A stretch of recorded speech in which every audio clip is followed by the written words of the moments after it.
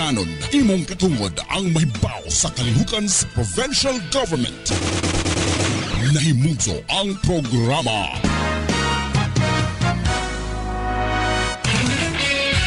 Sibya sa probinsya. Aron mahibaw ka sa mga programa o kayuhan nga imong maangkon. Sibya sa probinsya. Inyong makauban si Aldrin Cheng. Sibya sa probinsya. Matag adlawng Miyerkules sa alas 11 sa bundag hangtod sa alas 12 sa uto sa radyo nating FM. Hello, good morning. Malipayon nga adlaw kanatong tanan mga friends, mga inagugman natong mga kaigsunan dinhi sa tibok nga probinsya sa Biliran. Welcome sa atong tulumanon Sibya sa probinsya sa Biliran. Aron kita makapamayag og mga impormasyon, mga palisiya, mga programa ug serbisyo pinagi sa atong provincial government under the leadership of Governor Gerard Espina. Kumusta ka mo ang walo ka mga lungsod na sakupan sa atong island paradise sa Biliran? Karon is January 10. Yeah. Ay, kagahapon diay 9 ang translasyon sa Manila naging successful. 14 hours ang translasyon. Pero but anyway, kita din sa lain-lain ng mga provinces, layo lang kita dito sa Manila, nakikiusa kita ang pagsaulog sa translasyon. Okay, taon-taon na ako'y pababati sa inyo na interview na mo kami ni Pigus Victoria, ni Eileen Ornales, and with yours truly, ang interview nato sa Department of Trade and Industry din sa Biliran Province. May tungod sa boss, business is one-stop shop. Boss. Business one-stop shop. All right. Kung sa nila pag-promote niya ni nga mga boss. Labi na karon January kay pag-renew sa inyong bago nga mga registration, business registration in its municipality. May ada in charge ni ana. Okay, paminawan naton kini. Pero before it, may mga announcement kita. Kini may schedule sa atong Biliran Provincial Government Online Consultation, ang G-Consulta. If you remember it, you need not to come here to the capital para makipagkita kang gobernador. Dito na lang sa inyong mga barangay. This is the schedule. January 9, kagahapon, ang schedule dito sa Langgao, Pawikan and Baso, ang venue dito sa Kabukgayan.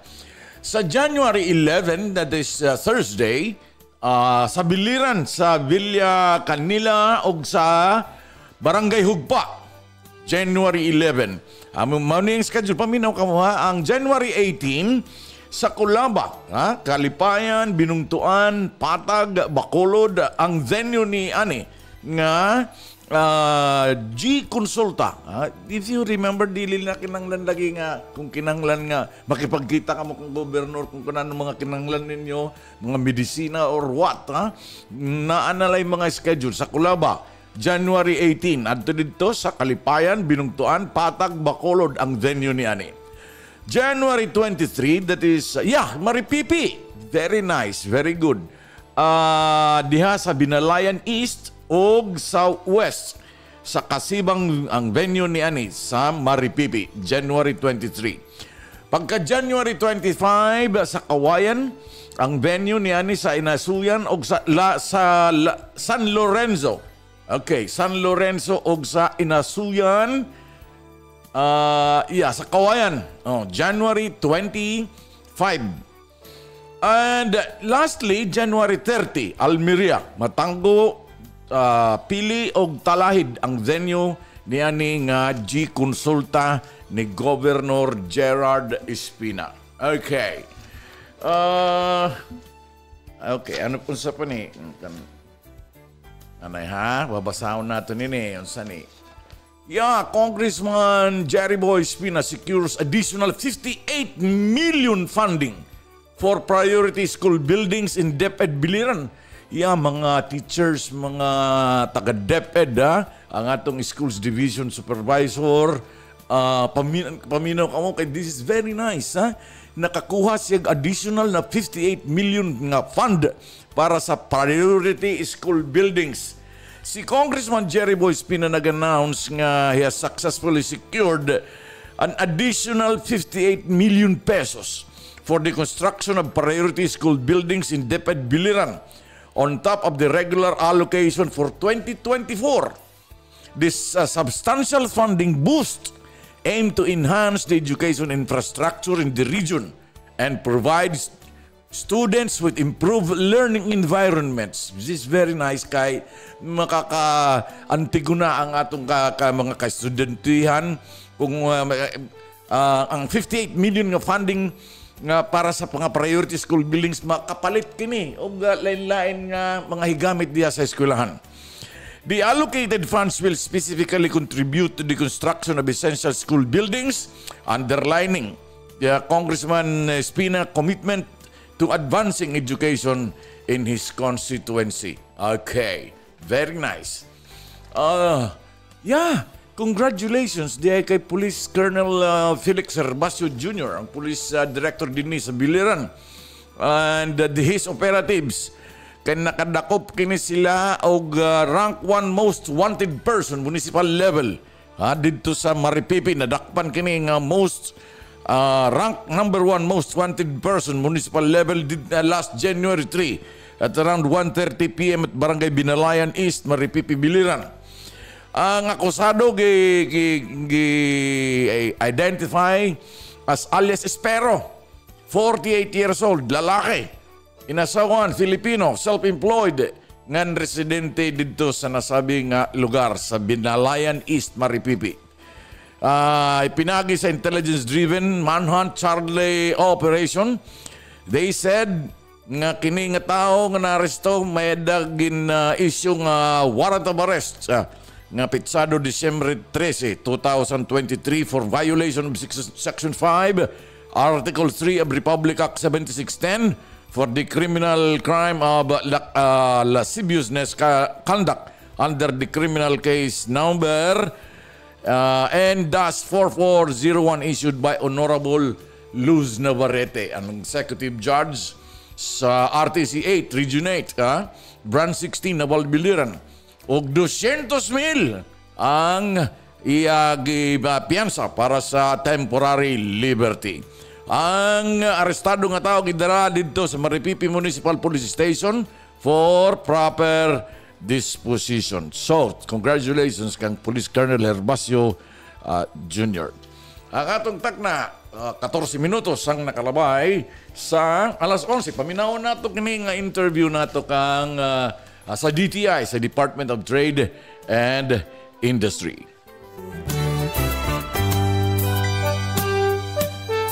Good afternoon, Biliran. Maupay nga kulop. Maayong hapon sa atong mga kaigsunan sa 1st District. Again, maupay nga kulop haton mga kabugtuan second districts nga yan nakikita o nagkukulaw ito naton live nga kapihan Happy Biliran. This is the first episode for the year 2024 and we are so very lucky that we have had our guest no other than the Provincial Director of the Department of Trade and Industry Provincial Office, Dr. Faustino V. Gayas Jr., and with his able co-office mate, co-worker, Sir Ronelo G. Hamin, the Senior Trade and Industry Development Specialist, again of DTI Biliran. So since this is the first episode, we would like to inform the viewing public and listening public that this first episode can be viewed at PIA Biliran FB page, the BiliranIsland.com, Biliran Province FB page, that of Sir Aldrin Cain personal FB page and other social media sites, and that of DTI Provincial Office also. So to start with, we have to get some opening statement from our guest, Dr. Faustino Gayas first, and then Sir Ronelo Hamin. Okay, maupay nga kulok, aton nga tanan, amon good ikanalilipay nga ang Philippine Information Agency chosen ang atong Department of Trade and Industry Development Office, DTI, as the first ever host an agency for this kapihan sa PIE Biliran. So first and foremost, I would like to highly appreciate the initiative of Sir Rodrigo Victoria, the Information Center Manager of PIE Biliran, and with him is Ma'am Arlene Hornales, the Administrative Officer for Provincial Information Office, and also, of course, the presence of Sir Aldrin Kaing, the program host for CBIAS sa probinsya. So with this activity, we would like to address some information na atong mga maminaw diha sa social media, sa atong different station nga maabot sa atong activity karon nga matagaan og clarification, especially paano mapauswag ang ilang kinabuhi, like doing a business in the province of Biliran. And for this topic, we will intend to tell the public regarding the business one-stop shop na naitabo diri sa atong probinsya. And of course, I will now turn over to my partner, si Ronelo, for the opening statement also. Okay, so may hapon sa tanan natong mga suking tigpamatino sa kapihan sa PIA Biliran. So this is our first time nga inani nga atong mode via FB Live. So sa tanan natong mga negosyante nga naakaron nakabati, so I hope mamati ta og maayo kay we will be discussing about the business one-stop shop which is now ongoing in the different municipalities in the province, as well as ang atong mga suking konsumidor. If naatay mga concerns, we will be also be discussing some important matters. Maayong hapon sa tatan. Maayong hapon pag-usab Sir Jojo and Sir Ronelo. So ako sa ang pangutanag una. So since ang atong pinaka major topic nga paghisgutan karon ilabi na kay sa tuig ang Enero mao gyud ang buwan din mag-renew ta sa atong mga business permits, katong nagnegosyo na, then katong magnegosyo pa lang mulukat og mga requirements para makakuha sa iyang business permits para mag-operate siya sa iyang negosyo.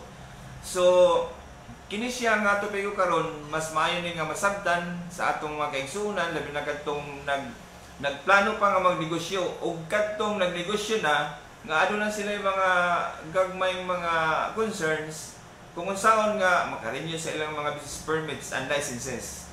So aniya karon si Sir Jojo aron mag-discuss kung unsa kining boss or gitawag nga business one-stop shop. Okay, thank you for that, Sir Pigos.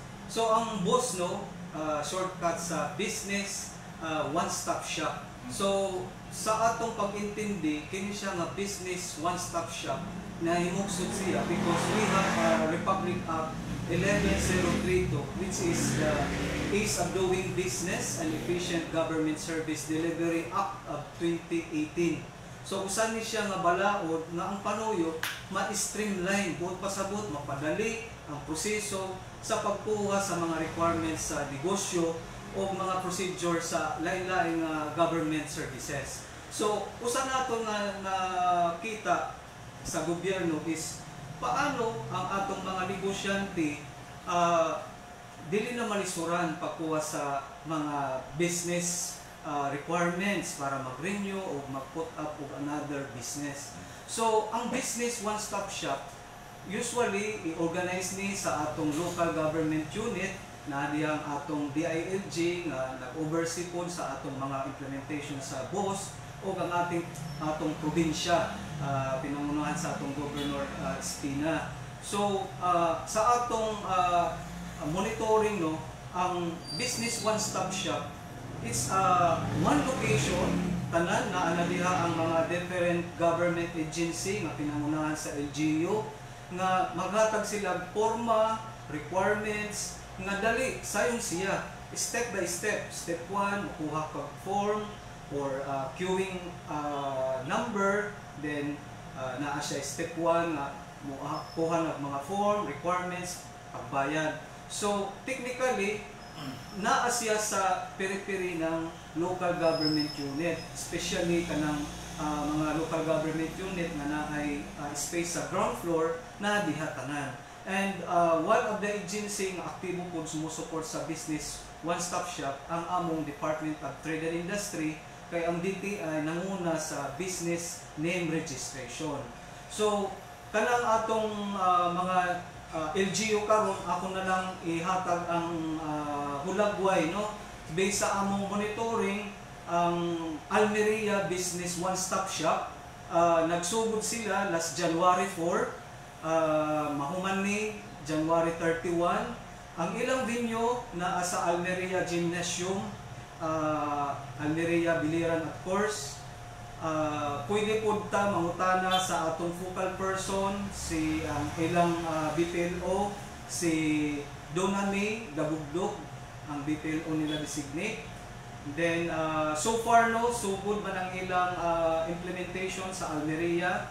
Then of course ang Biliran Business One-Stop Shop, nagsugod sila yesterday lang, no, yesterday, January 8, o ingon pa sa ilang focal person, si Ma'am Gina Almano, ang ilang Business One-Stop Shop is hanggang January 12. So ang location na sa ground floor sa municipal building. O katong mga negosyante nga naa sa Kabuggayan, ang Business One-Stop Shop is located sa Negosyo Center office na tanan ang mga lain-laing agency po nga nag-support sa boss. O ang ilang Business One-Stop Shop, I think nag-start January 3. Matima siya January 20. Then, ang ilang focal person sa Kabuggayan, boss, is si Marisa Nuya, ang ilang focal person. Pwede ta mangutana sa iya. O sa Kaibiran, no, Business One-Stop Shop, based sa among monitoring, nagsugod sila just January 3 o mahuman sila katapusan sa January 31. Location is naapod sila sa ground floor sa Kaibiran Municipal Building. So for more information, pwede mo mangutana kay Sir Patrick Gilyamak, ang BPLO. O sa Culaba, ang Culaba started their Business One-Stop Shop last January 3 o mahuman ni siya January 31. Ang ilang location na alang sa municipal ground office ng munisipyo. So you can inquire kang Ma'am Lucidina Oivico, ang ilang BPLO, kung naamoy mga pangutana. O sa Kawayan, Business One-Stop Shop, nagsugod sila yesterday po o mahuman sila sa January 19. Ang ilang time frame dito, as much as possible, mag-start sila sa 8 p.m. Ang cut-off nila, 3 p.m. 3 p.m. 8 a.m. sir. 8 a.m. to 3 p.m. And ang ilang venue is na sa SB Conference Hall. So for more information sa atong mga taga-Kawayan, you may inquire with Ma'am Bonnie Mukoro. Iboni Mukoro. Then sa atong mga taga-Maripipi, negosyante, nagsugod ang ilang Business One-Stop Shop just yesterday, January 8 o matapos ni this Friday, January 12. So ang ilang venue na sa Maripipi Livelihood Center, o kung naamoy mga pangutana, just look for Mr. Asisclo Gaviola III. O diri sa atong Naval, no, Business One-Stop Shop, nagsugod ang atong Naval 2 last January 3. But ingon po sa atong BPLO, si Ma'am Christine Mangalindan, ang ilang boss is mahuman sa January 20. But if there are requests for extension, amenable po si Mayor. So yun po ang ating monitoring sa Business One Stop Shop in the province of Biliran. And take note po, ang ating mga boss is really doing their best. In fact, sa among monitoring, nakakalipay kay may nag-offer na snack. So kung kumadto ka mo, may So in kape, other words, the may kuwan. business one stop, are you saying that all agencies concerned are all there? Yes, yes, yes. In fact, naadito ang Bureau of BFP, tanan ato, sanitary. So, sa atong mga negosyante, take this opportunity, grab this opportunity. Bakit sir, bakit walang sa province na one-stop shop, business one-stop shop? Usually, mga good sir, Patrick, Aldrin, is ang business one-stop shop na sa munisipyo nga leader. Business permit mang yun ang gikuha. So, ang main concern diha is, at the end of the day, makakuha sila og business permit or ma-renew nila ang business permit. So, kinahanglan ang tanang requirements na akay dala o imo na siya makuha within the day. As to the fees, no, mo depende na sa type of business ninyo. Kaya usually, i-assess man na sa BPLO kung magkano yung income ninyo, supposedly, and then sa DTI, no, I would like to inform the businessmen or micro, small and medium enterprises. Beginning last year, nag-implement na po kami ng one online business name registration. Ibig sabihin, you can also register your business name registration without visiting the DTI. Madto lang mo sa DTI website na narinig to do it yourself. And I think since December, naanami mga pauna nga mga advertisement o pahibalo over our social media nga it's not a requirement na every January yun magkuha og business name. Pwede mo magkuha og business name year in, year round kasi naaman siya sa atong at the tip of our finger. So, sayon na siya.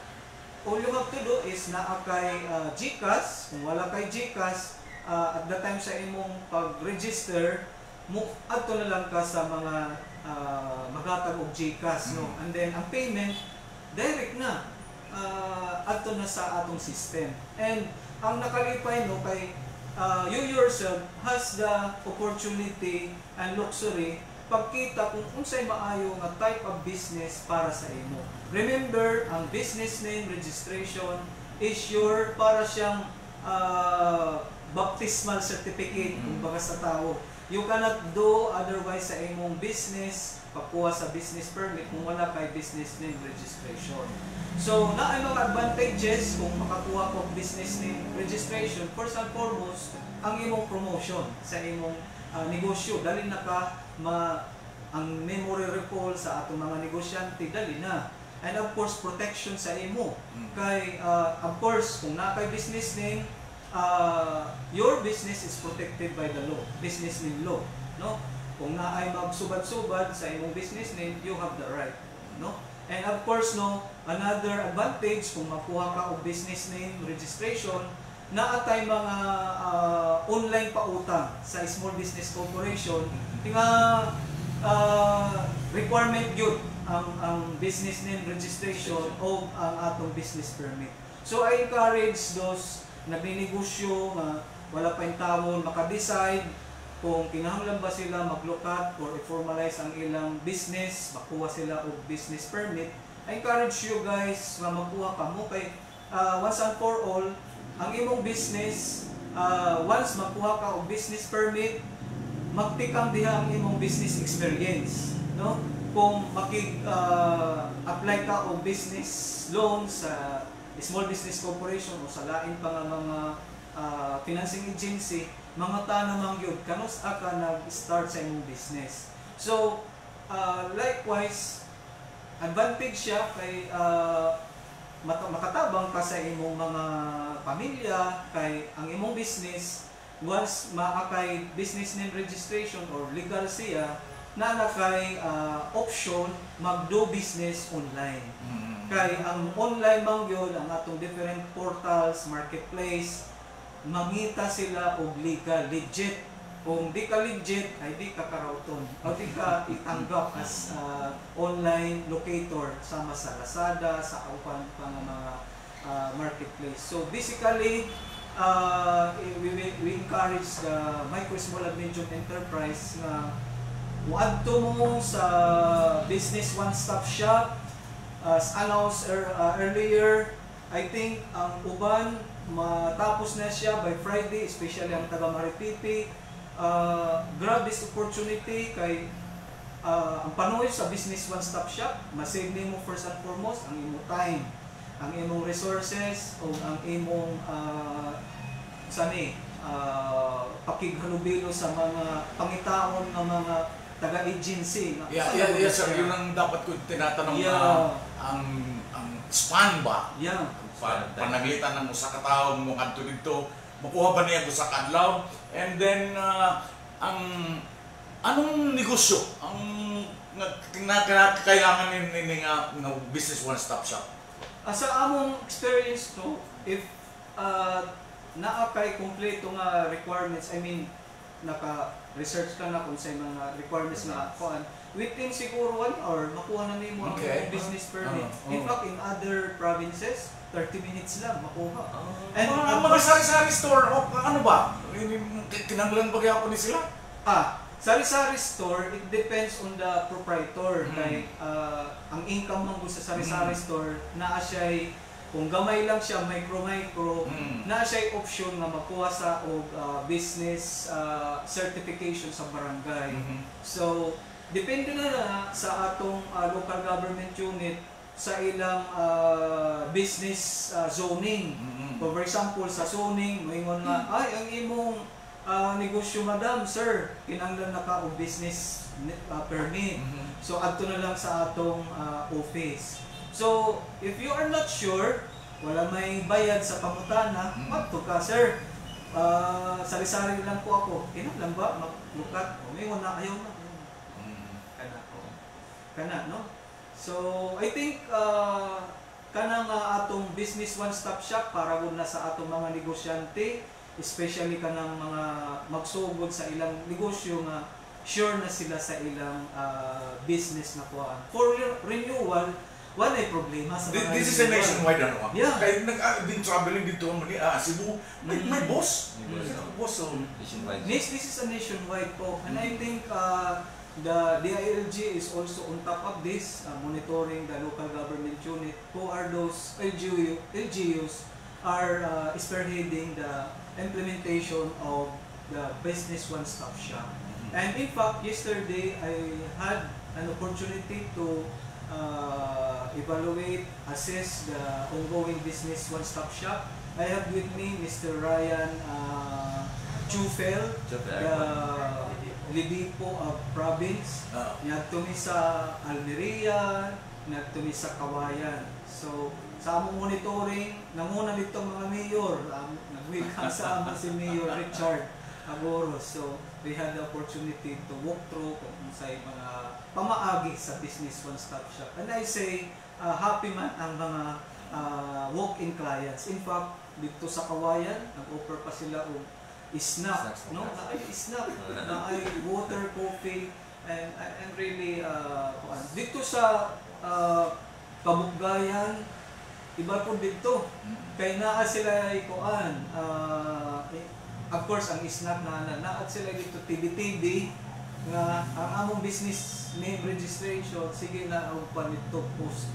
Pero karon I think ang among negosyo center diya sa Kabuggayan mag-online na to. So, shout out sa mga Kabuggayan, no? MSMEs. You said madali lang, almost 3 hours? I think 1 hour, makuha na siguro. It depends on the bulk. Anong pinakamakuri ko ako during itong boss? Itong may damang good mga negosyo nga kinahanglan ni inspektahan fire.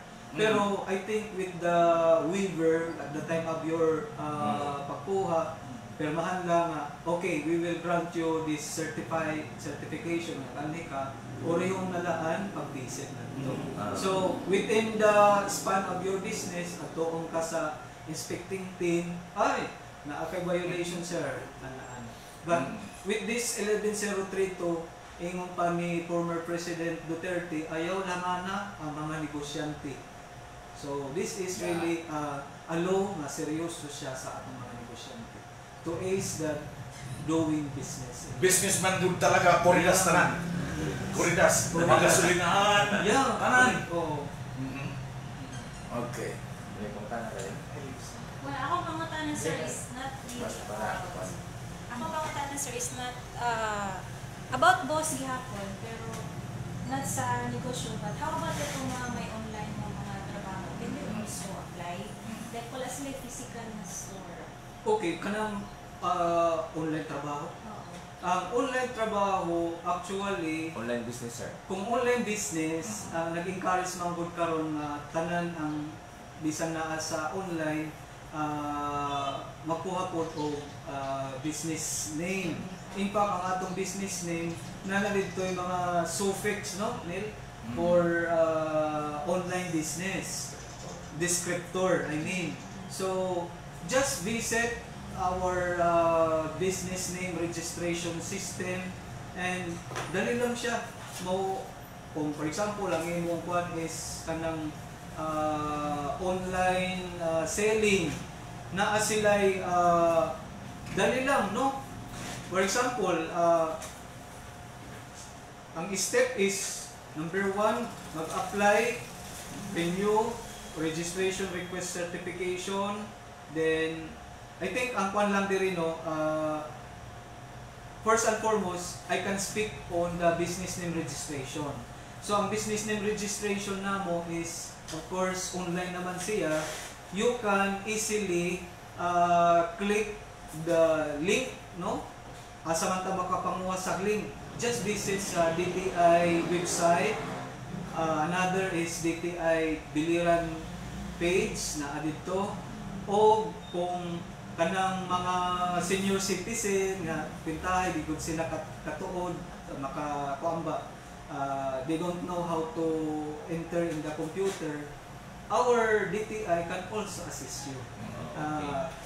Anis ka sa office or sa among negosyo center, ikaw mismo dito tudloan ka pag paano ang step 1, ikaw na ang do it yourself.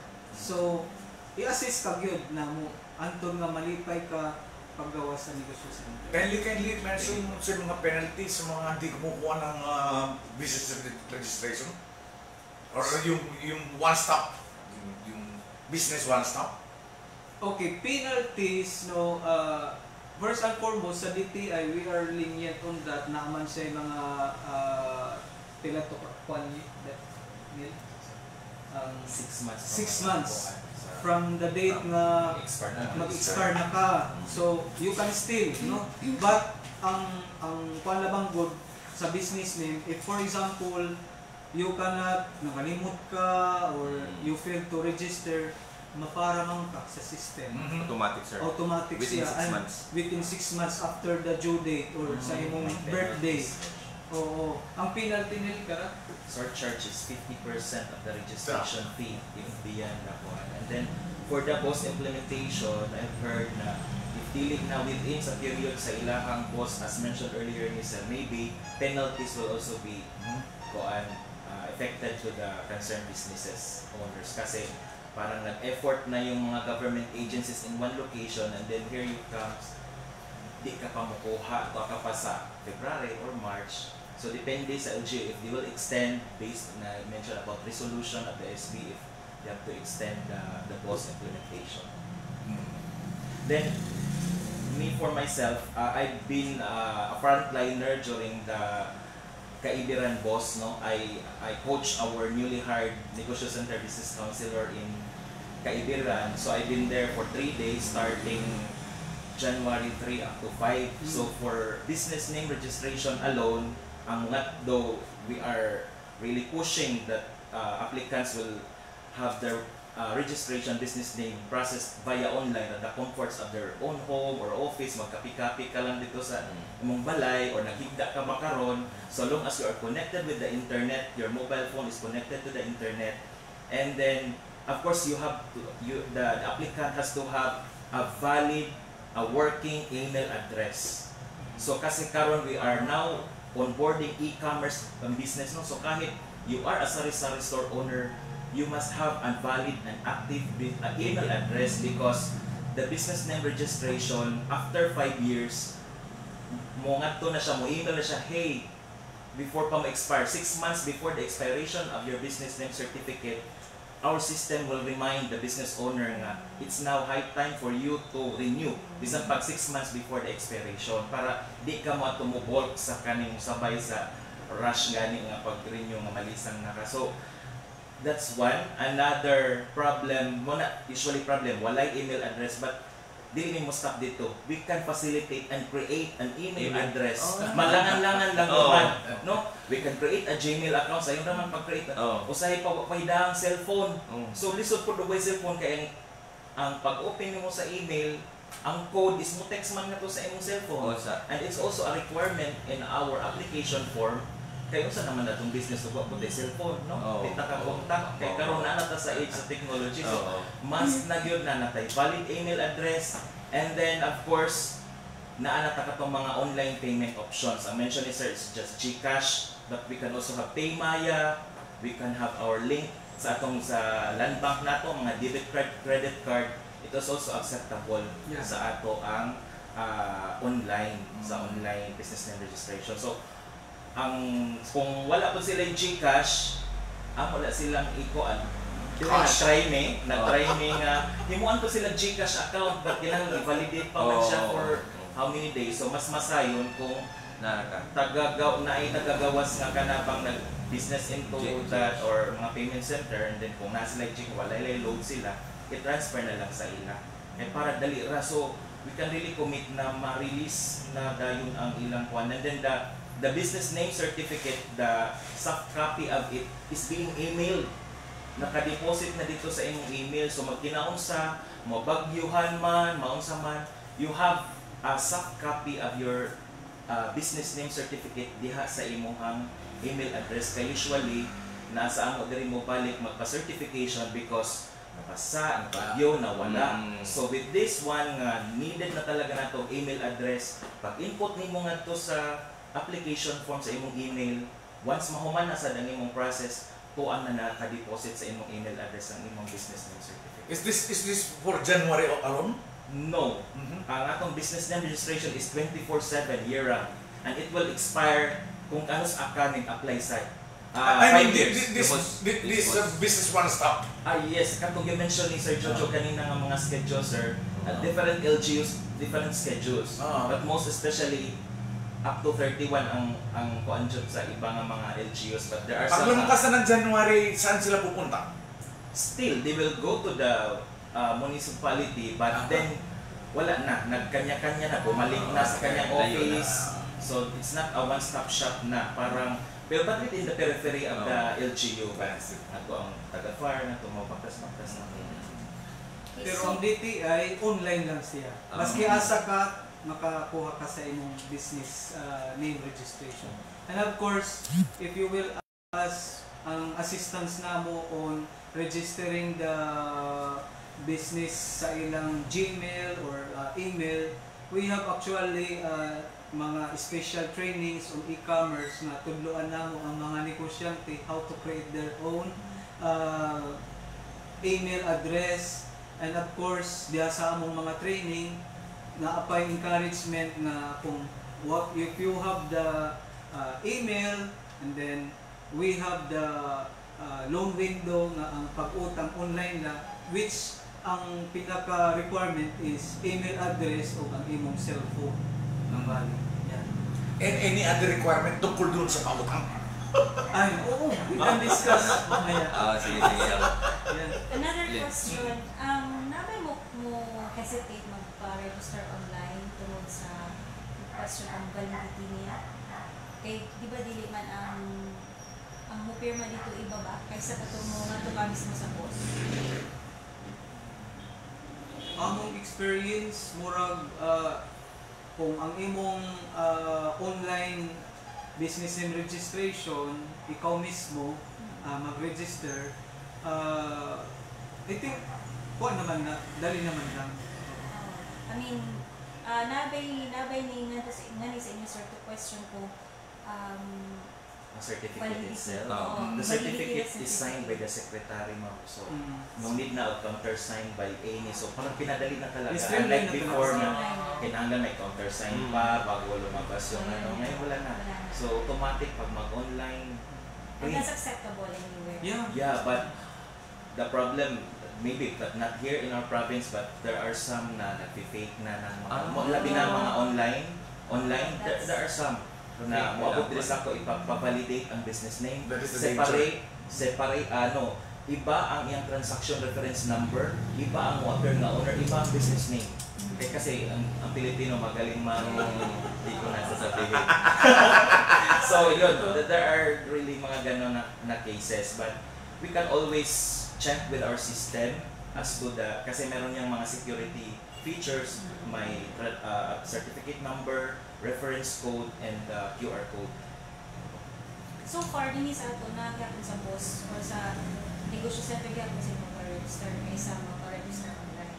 Ang preference sa kadaghanan. Sa kadaghanan, we could not say because like in my case in Kaibiran, when I was there for 3 days, in a day, mga tulo lang ang mag-apply. So maybe some, nato na sa ila. So di namin makabalo. So in fact, if you are asking how many business names have we issued, wala na kasi online naman siya. Hindi naman may maka-monitor. That's good. Nice. So, question sa ako. Di ba kaakibat sa pagnegosyo ang mga responsibilidad po sa kanegosyante? Like for example, sir, nagtinda ka karon tapos labi na kung ang imong tinda or ang kantidad sa imong gitinda is more than 100, di ba mo issue ng resibo with or without nga ang consumer mangayo pa siya mismo resibo kay anyway ang kanang mga resibo para magkita siya mga officially reflected ang atong napalit or dito po na sa libro niya sa negosyante. So aside sir nga mag-issue gyud ang usa ka negosyante og resibo right there and then sa pagpalit, unsa pa man ang laing mga responsibilidad sa usa ka negosyante sir ngadto sa ilang mga konsumidor and the like pod? Unsa pod ang mga privileges and rights sa konsumidor nga atong ipaambit sa atong mga kaigsuonan po? Yes. Yung basics lang ito. So, apart from so momento, our business owners, we are reminding our business owners kasi na law talaga siya na automatic, maghatag ka og resibo when our transaction, the business transaction of our client, our customer is more than 100. So, though it's BIR, kuha na siya, regulation. Yeah. No candies, sukli. Sa sukli, iba po. Sa DTI ang sukli, the Short Changing Act. Okay. So, bawal din magsukli bawal magtanong ng mudawat ka pa ba o 25 centavos? Or mudawat ka pa ba o piso? Or suklian ka lang o hindi. So, it's a no-no. So, it is expected from the business establishment to give an exact change. So, our Bangko Sentral ng Pilipinas oversees the bank operations. Kasi maingon man ang bangko nga, we have coins, wala man mangayo sa amo. So, there was once na nagwandre sa amo ngayon na ilang reason. So, we compel them to write our local banks kung asa sila and then they have to, the bank has to reply kung talagang wala ba sila coins at that time. Kay usa na nila ihapin nga nganong walay coins, but usahay kita manggod usay mauwaw ta mangayo na lang sa sukli kay nato permanent ka na or either dila sa kwan po sa mga senior kay usually di ba atong mga senior citizen more on the value for money yun ang kuan nato, but kita ang kuan pakuan na lang nato. Sige, di pa makumpleto ang piso kung kuwang gihapon magkuhan. So that's one. So we are reminding our business owners to give exact change to our mga customers. And another is, mentioned sir, is naghapuntay ka na sa price tag law. So everything being sold for retail has to bear a proper price tag. So dapat visible siya from afar mo na akong mga lead mga grocery stores na. In the market, it is included. Yes, it is bakit included. wala In doon? fact, there is an SB resolution on that from our municipality of Naval. Because LGU, our market is being supervised by the LGU. So there is an SB resolution on that when it comes to price tag. Ay, wala doon eh. Price tag. So, Oh. ang reason nila before is mabasa. And before, the time nga nag-conduct kami meeting before was ongoing pa ang repair sa atong Tapos na market. So tapos weighing na scale, ang timbangan, no? weighing scale, so we have though it is the weights and measures is under the supervision of the Municipal Treasury Office, so we are just part of the team. We are requesting them if they requested us to be part of the team of the monitoring team, so we will be Sir, for your information, kawawa naman ang mga konsumidor dahil lilimbungan ng mga nagtitinda doon sa merkado. I just checked the timbangan last October. Nag-operation timbangan me in coordination with our market supervisor, and there were really mga timbangans that were confiscated. Sa weights and measures, our timbangan has to be calibrated every 6 months by the Department of Social Science and Technology. So kung may dapat yung mga sticker, usahay, so kita paano sa dato mga so yun, mga sa atong sa weights and measures. And then sa atong mga sellers gahapon, so wala na nang no return, no exchange, no? The consumer has all the right to return any item purchase so long as it is defective. If we found it defective, bawal din ang change of mind lang nimo. Let's for example, ning palit ka karon o inani niya because maybe at that time nagpalit ka, nagkuha ka, pero pag abot sa inyo, dahil kini nga type of color, so more on change of mind. Walay intervention si seller pagpalit nga. Kana ma'am, okay na sa imo. Kanang ikaw ra good. Bawal gid siya iulit.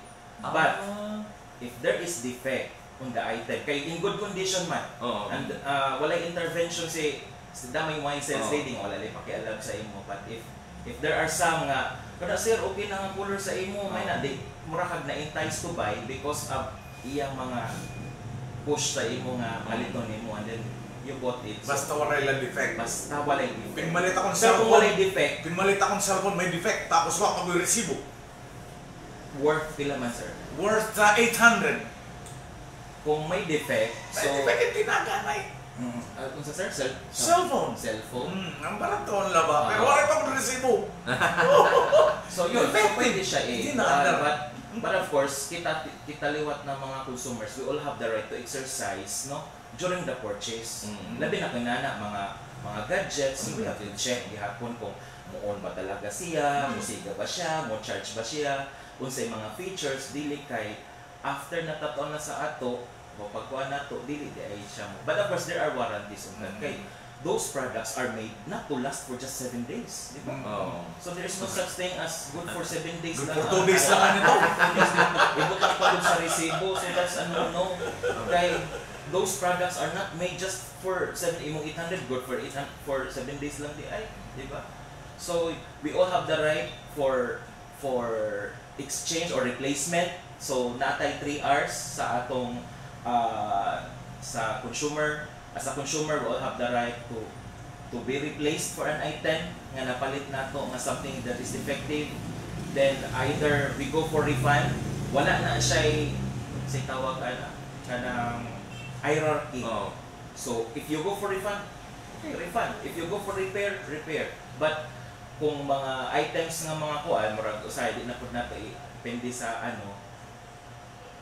kuan sa ginato for repair. Kung madapag yung repair, but kung dako na jud siguro yung damage and ikaw talaga mag-decide kung di ka mo trust na sa quality sa kay ngano na defect siya nga 20,000 akong palit ani nga washing machine ang na defect lang siya. So replace. So you all have the right for replacement of the bat. Then akong suggestion for the consumers is to go first to the establishment, no? Go back to the establishment, di ko pangisog, butang-butang, laputan na to sa tindahan para malis na.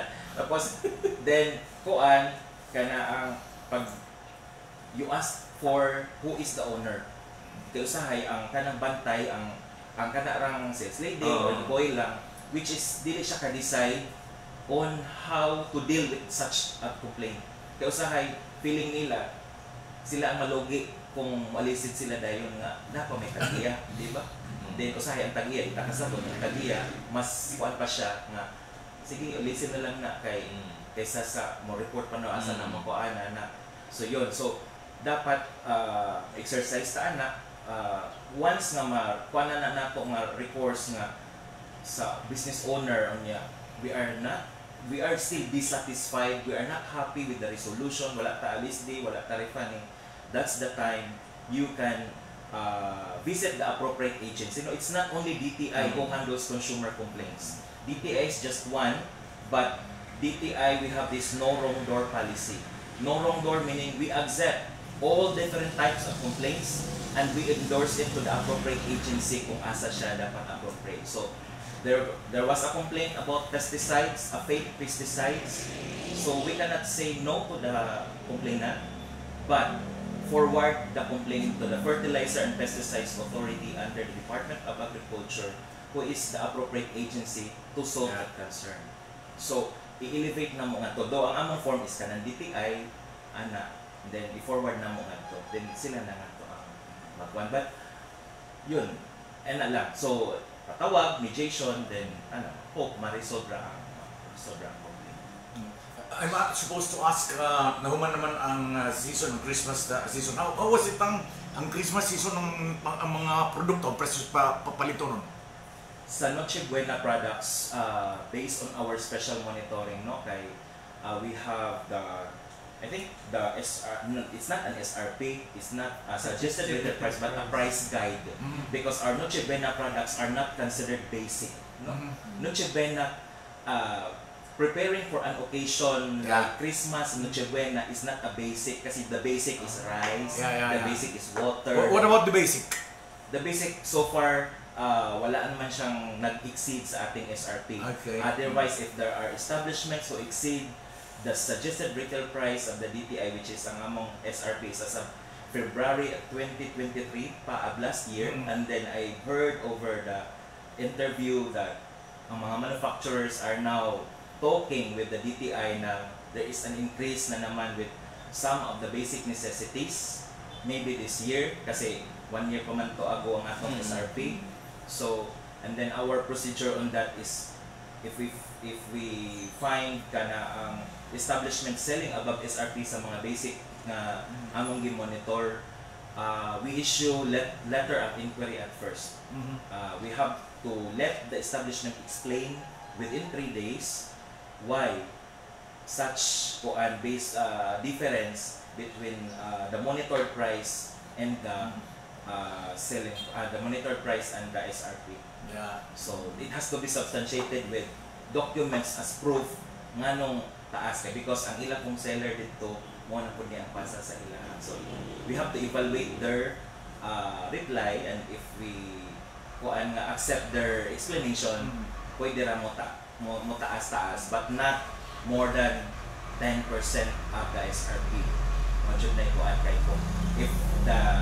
If the seller sold the price at 10% above the SRP, it is already profiteering. Yeah. Depende lang po sa dagat sa ekonomiya, no, kung pananglitan may magka-shortage, so bukas tumaas ng